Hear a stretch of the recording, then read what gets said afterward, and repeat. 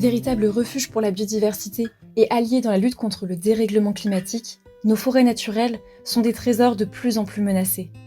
Dans le Rhône, FNE se mobilise depuis des décennies pour protéger la forêt du Mont-Saint-Rigaud dans le Haut-Beaujolais, l'un des derniers milieux encore épargnés par l'exploitation forestière.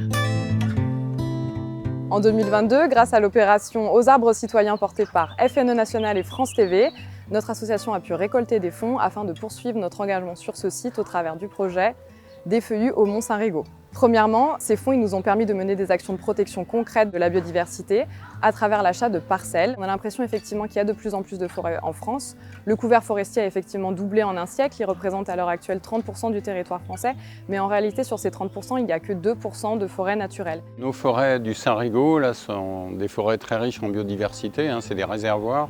Nos parcelles sont gérées à 90% en libre évolution. C'est vraiment laisser faire la nature, la laisser s'épanouir naturellement. C'est aussi une zone expérimentale, donc l'idée est de les comparer aux forêts qui, elles, sont gérées, les forêts du secteur.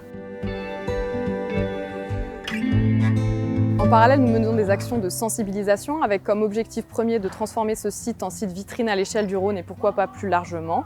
Et cela passe par la volonté de rencontrer des décideurs politiques, des élus locaux, des propriétaires forestiers, des riverains, des techniciens, afin d'encourager ce mode de gestion dans d'autres milieux naturels.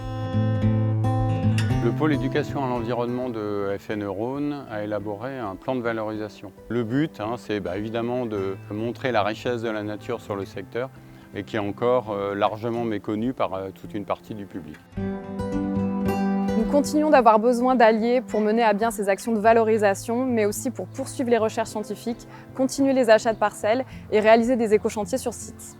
En clair, soutenir ce projet, c'est l'opportunité de s'impliquer dans des actions qui ont du sens à l'échelle locale et participent à relever des défis globaux comme la lutte contre le dérèglement climatique et l'érosion de la biodiversité.